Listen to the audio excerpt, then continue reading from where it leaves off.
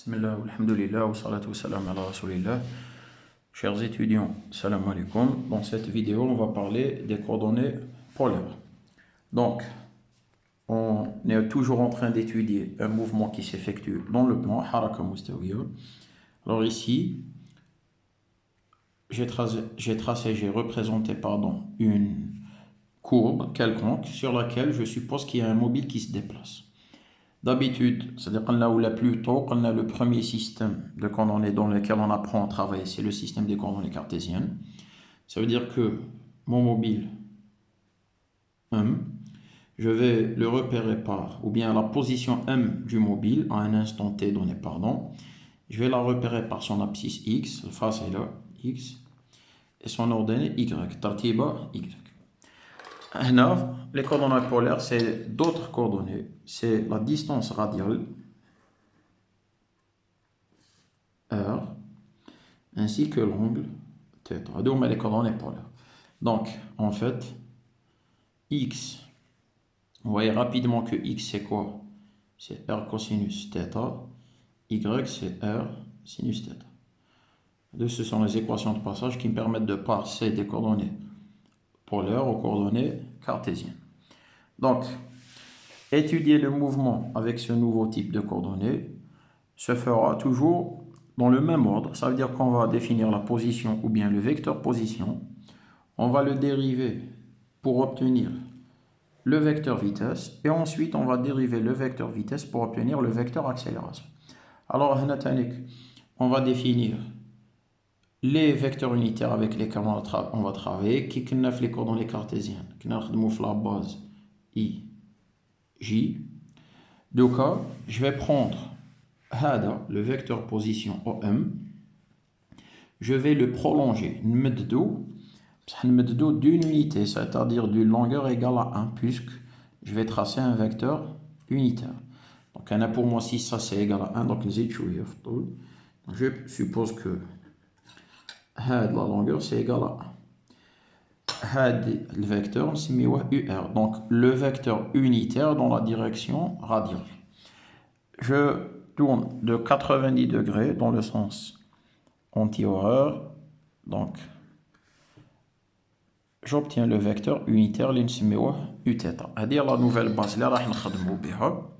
Donc, alors pour obtenir la position, c'est simple. UR c'est quoi? UR c'est le module ou bien c'est le vecteur position OM divisé par son module, divisé par OM. Ça veut dire que OM, le vecteur position, c'est OM fois UR. Alors, d'habitude en coordonnées polaires, le vecteur position c'est R vecteur, ou le module c'est R fois UR. Donc, HADA, c'est le vecteur position en coordonnées polaires. Maintenant, si je passe à l'expression de la vitesse c'est la dérivée du vecteur position par rapport au temps. Ça, faites très attention. Là, vous allez dériver un produit de fonction. Qui marche finalement les coordonnées curvilignées. UR et Uθ, ce n'est pas des vecteurs constants qui mêlent les I et J. UR déjà constant.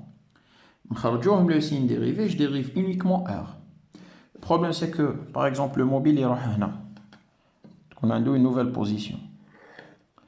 Cette fois, si vous prolongez, vous obtenez UR. Vous tournez de 90 degrés, vous obtenez Uθ. Alors, vous voyez bien que UR et Uθ sont en train de changer. Ils ne changent peut-être pas de module, c'est des vecteurs unitaires. Donc, module est toujours égal à 1, mais ils changent de direction. Donc, en coordonnées polaires, lorsque le mobile se déplace, la base UR Uθ تمشي معاه وتبدل direction. Donc, UR et Uθ sont des vecteurs variables. Ils dépendent du temps. Ça veut dire que là, vous dérivez un produit de fonction. Je vais utiliser la notation R point pour aller vite. Donc, la dérivée de ce produit de fonction, c'est quoi? La vitesse à un instant t. C'est la dérivée de R, donc R point fois UR, plus R fois la dérivée de UR. Donc, je vais écrire UR point. Maintenant, si je veux dériver UR, alors regardez bien ce que je vais faire. On va exprimer UR et Uθ dans une base fixe qui m'attelle. Donc, pour aller vite, je vais représenter UR. Là, je le ramène directement à l'origine. C'est-à-dire que UR au lieu de نرسموه هنا نرسموه هنا. Donc, هذا c'est quoi? C'est UR. هذا c'est l'angle θ. Et si je tourne de 90 degrés, j'obtiens Uθ. Où je vais faire pareil que ce qu'on a fait, qui redonne les coordonnées curvilignes. Donc, là, je vais décomposer UR en deux composants. Donc, hadi, c'est URX, hadi, c'est URY. Pour Uθ, je vais le décomposer en Uθy et Uθx. Alors, si vous voyez bien, UR, c'est égal à quoi? C'est URXI plus URYJ. Comme le travail, on l'a déjà fait dans une vidéo précédente, je vais aller vite. URX, vous remarquez que c'est cosinus θ. Parce qu'en fait, cosinus θ, c'est URX sur UR. Et UR, c'est égal à 1. Donc, cosinus θ, c'est URX. Et URY, pareil. Si je calcule sinus θ, c'est URY sur UR. Donc, c'est URY. Donc, URY, c'est quoi? C'est sinus θ. هنا θ راح يجينا هنا. Donc, quand je vais écrire Uθ, faites attention, la composante elle est négative, l'autre elle est positive. Pour ce qui est la valeur que je vais mettre ici, c'est un sinus θ, et un cosinus θ. Alors, quand vous allez dériver UR par rapport au temps, et Uθ par rapport au temps, vous allez obtenir quoi? Alors, faites attention, vous allez dériver des fonctions composées. Donc, I ne bouge pas et J ne bouge pas. Parce que c'est des vecteurs constants. Si je dérive cosinus θ, θ il est variable. Quand le mobile se déplace, l'angle θ va يتبدل. Donc je dérive d'abord θ qui est à l'intérieur, j'obtiens θ point. Et si je dérive cosinus, j'obtiens quoi? Moins sinus. Maintenant que je dérive θ, j'obtiens θ point. Et si je dérive sinus, j'obtiens le cosinus θ. Il a dit là, je dérive θ, j'obtiens θ point. Donc je garde le moins, la dérivée de sinus, c'est cosinus θ fois i. Ou là, c'est moins. La dérivée de cosinus θ, c'est moins sinus θ. Mais je dérive d'abord ce qu'il y a à l'intérieur, donc c'est θ point fois j. Alors, si je sors le θ point en facteur, moins sinus θ i plus cosinus θ j, c'est-à-dire Uθ. Ou là, je vais sortir moins θ point en facteur, cos θ i plus sinus θ j, donc UR. Donc là, on vient de montrer que la dérivée de UR par rapport au temps, c'est la dérivée de θ par rapport au temps fois Uθ. Et la dérivée de Uθ par rapport au temps, c'est moins la dérivée de θ par rapport au temps fois UR. Donc, le résultat, le premier, UR point, je vais le remplacer ici. J'obtiens V de t qui est égal à R point UR plus R fois UR point. Et UR point, c'est quoi? C'est θ point Uθ. Donc, je vais me débarrasser de la notation. Au final, je vais écrire que V de t, c'est quoi? C'est dr sur dt fois UR plus R dθ sur dt Uθ. Alors, maintenant, il faut analyser un peu ce qu'on a fait, ou bien ce qu'on a obtenu.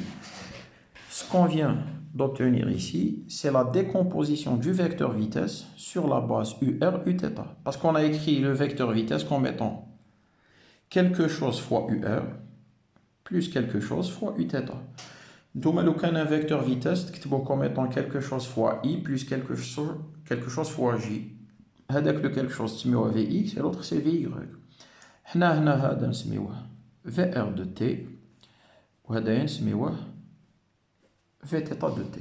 Ce qui signifie que je vais écrire V de t comme étant la composante VR de t plus la composante Vθ, pardon, je me suis trompé, de t, tel que VR de t, c'est dr sur dt, et Vθ de t, c'est r dθ sur dt. Donc là, on vient d'obtenir l'expression du vecteur vitesse en coordonnées polaires.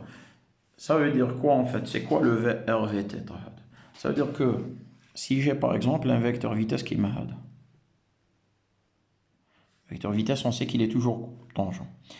Si je veux le décomposer sur UR et Uθ, sur la direction de UR, j'obtiens une composante que je vais appeler VR. Et sur la direction RDA, je vais obtenir une composante que je vais appeler Vθ. Donc, on a les expressions de VR et Vθ. Alors, automatiquement, maintenant, on va passer au calcul de l'accélération. Alors, l'accélération, elle est déterminée comme étant la dérivée du vecteur vitesse par rapport au temps, c'est-à-dire la dérivée par rapport au temps de cette expression, la notation, donc de l'expression R point fois UR plus R θ point Uθ. Alors là, quand je vais dériver, faites attention, n'oubliez pas que UR et Uθ sont des vecteurs variables. Donc là, je dérive le produit de deux fonctions. Je dérive d'abord la première. Tous les une dérivée seconde. Hadi déjà c'est une dérivée. Zid dérivée la dérivée seconde fois UR plus R point fois la dérivée de UR, c'est-à-dire UR point. Plus, maintenant, je dérive la première fonction. Je multiplie par les deux autres. Plus, maintenant je garde la première, je dérive la deuxième, tout l'ilna θ, 2 points. Maintenant, je garde les deux premières, je dérive la troisième fonction. Parce qu'on a trois fonctions. Alors, c'est dérivée seconde de R fois UR, plus dérivée de R fois, voilà. J'ai oublié, maintenant la dérivée de UR. La dérivée de UR, on a c'est quoi? C'est θ point fois quoi? Fois Uθ. Plus R point θ point Uθ plus R θ2 point Uθ plus R fois θ point. Alors Uθ point, c'est quoi? C'est moins θ point UR. Une fois que maintenant, je vais commencer à regrouper mes termes. Ça veut dire que نجمع كل حاجة مضروبة في UR وحدها وكل حاجة مضروبة في Uθ وحدها. Alors UR عندنا هنا وعندنا هنا. هنا واش عندنا R2 point, c'est-à-dire la dérivée seconde de R, moins R θ point fois θ point, c'est-à-dire θ point au carré. Faites attention, ce n'est pas la dérivée seconde, ce n'est pas θ2 point. C'est le carré المربع تاع θ point تاع المشتق الأول. Plus ce qui ont Uθ عندنا هنا وعندنا هنا. Les deux termes, je peux les regrouper. R point θ point, R point θ point, je vais écrire deux fois. R point θ point plus R fois θ2 point. Donc, au final, l'accélération, c'est donné par, je vais me débarrasser de la notation, la dérivée seconde de R par rapport au temps, moins R fois la dérivée de θ par rapport au temps, au carré, fois UR, plus deux fois la dérivée de R par rapport au temps, fois la dérivée de θ par rapport au temps, plus R, la dérivée seconde de θ par rapport au temps. C'est multiplié par Uθ. Et bien, ce qu'on a obtenu ici, c'est la décomposition du vecteur accélération sur la base UR Uθ. Donc, c'est l'accélération radiale à R. C'est l'accélération transversale à θ. Donc, finalement, je peux écrire que A, c'est égal à AR de t plus Aθ de t. Donc tel que AR, je le réécris encore une dernière fois, c'est quoi? C'est hada d2 de R sur dt2 moins R dθ sur dt au carré, où Aθ c'est égal à 2 dr sur dt dθ sur dt plus R d2 de θ sur dt2. Alors, هذه اسمها vitesse radiale, vitesse transversale, accélération radiale, accélération transversale. Alors, maintenant, ça me rappelle de faire quelques petites remarques avant de terminer la vidéo. هذه l'unité تاعها c'est des mètres par seconde, ou هذه تانيك c'est des mètres par seconde. هذه c'est des mètres par seconde carré. هذه c'est des mètres par seconde carré. Voilà, on insister. Donc, je vois souvent des étudiants écrire pour Vθ radian par seconde. Ils confondent entre Vθ et la vitesse angulaire oméga. La vitesse angulaire, c'est uniquement dθ sur dt, sur la zawiya, les شفتوها en terminale. Là, on a R fois dθ sur dt, c'est-à-dire R oméga. Bon, pour les gens qui veulent comprendre, je vais vous illustrer ça. Regardez bien. Peut-être que vous avez oublié ce que c'est qu'une vitesse angulaire oméga, alors je vais vous le rappeler. Et d'ailleurs, on en aura besoin dans une prochaine vidéo où on va parler du mouvement circulaire. Alors, regardez bien. Supposons que j'ai un mobile qui est à la position hadia. Donc, je vais tracer d'abord l'axe des X. L'axe des X, le mobile, il se trouve à la position M1 à l'instant T1.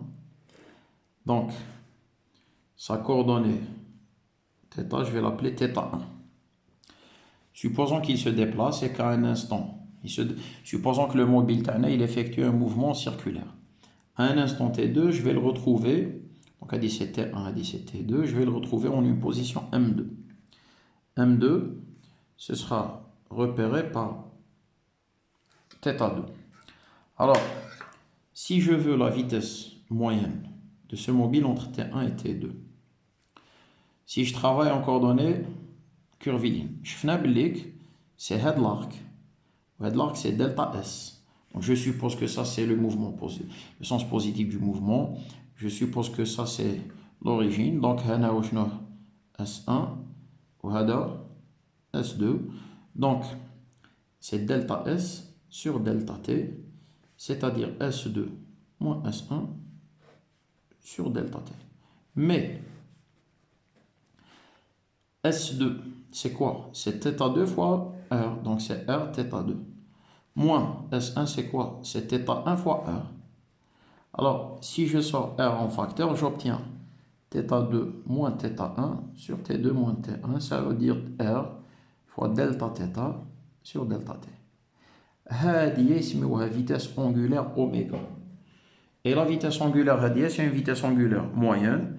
Si je veux la vitesse angulaire à un instant T, je dérive. Donc, j'écris, je fais tendre delta T vers 0, j'obtiens la dérivée de l'angle θ. En fait, quand le mobile se déplace, vous devinez que θ varie, c'est θ de t. Donc, oméga de t, c'est dt, dθ sur dt. Hadi, oui, son unité, c'est des radians par seconde. Elle me donne le rythme avec lequel le vecteur position est en train de balayer les angles. Donc, en fait, si je parle de oméga, je peux écrire en radians par seconde. Mais là, je n'ai pas uniquement dθ sur dt, j'ai R dθ sur dt. Donc, dites-vous bien que ça, c'est la composante d'une vitesse linéaire. Vθ, c'est pas oméga, c'est R oméga. Et Vθ, c'est quoi? C'est la composante du vecteur vitesse dans la direction uθ. Ça n'a rien à voir avec la vitesse angulaire oméga. Donc, faites attention à ne pas commettre le type d'erreur. Donc, je vous remets la feuille déjà pour les gens qui veulent faire une capture d'écran et recopier le cours. Donc, بعد نكملوا هاد la vidéo نقول لكم يعطيكم صحة والسلام عليكم.